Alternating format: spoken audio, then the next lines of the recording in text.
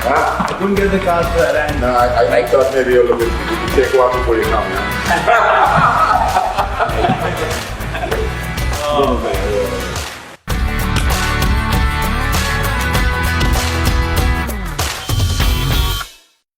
Hi, I'm Virat Kohli, and you guys have not seen me a lot doing this, but I'm doing this today because of a very special reason, and I couldn't be happier to introduce the person that's going to be in conversation with us today, the greatest inspiration to all of us batsmen, Sir Vivian Richards. Thank you for having a chat with me and just taking out a lot of your time. So for me, this is a great opportunity to understand what were the challenges you faced when you were playing, and what made you believe in yourself so much. What was that essence of your self-belief?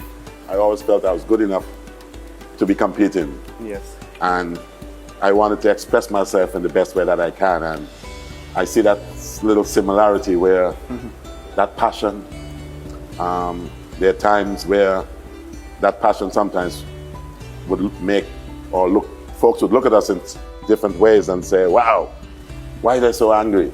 Why they're so angry. Whenever I've seen videos of you walking out, you're in a hat, no helmets back then.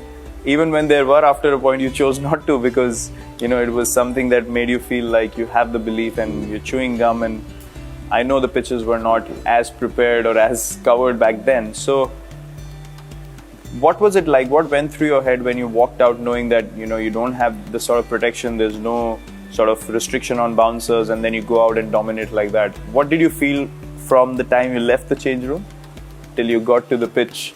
What was the mindset? Oh, I believe that I'm the man. It may sound arrogant, but I always felt that I was involved in a game that I knew. I backed myself every time. You even back yourself to get hurt. Yeah. To take the knocks. But the helmet I tried, I'm not going to lie and tell you, but it felt a little uncomfortable.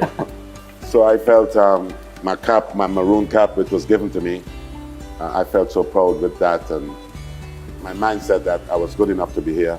If I get hurt, it's God's will. I will survive. I always feel like it's better to get hit early on and get to know the feeling, rather than always feeling like you might get hit. So I prefer actually getting hit early on and really hard.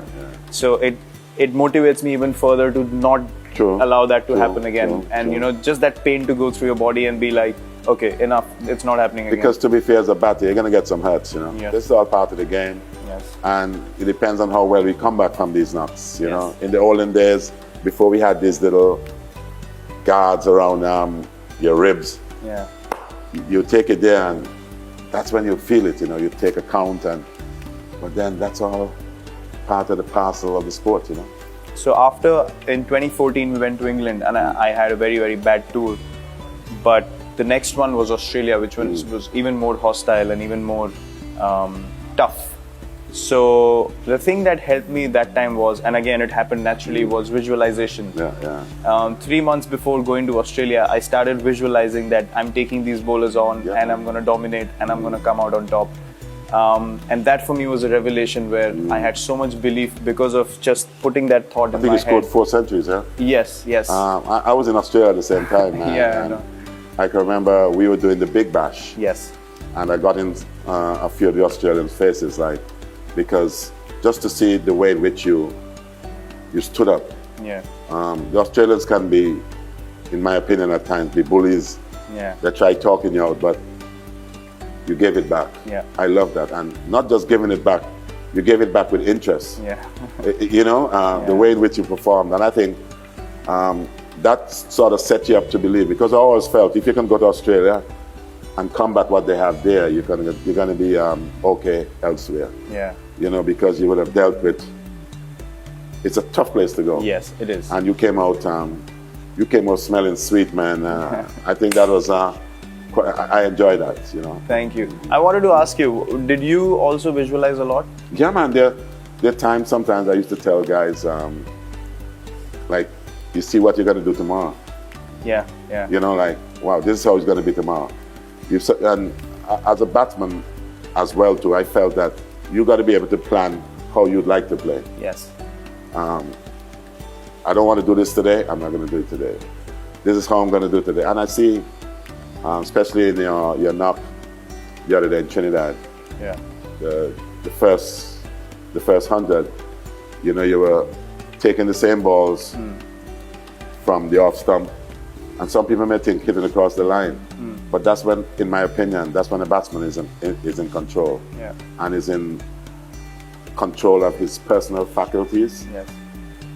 Then the same ball you can, Yes. and there's one in particular, man, that I love, and it had me jumping out of my chair, man. It's the one where you clear the left foot and took it over extra cover. That's something out of my book, so I appreciate that, you know. Thank you for that, you know. You look at that, look at the body language.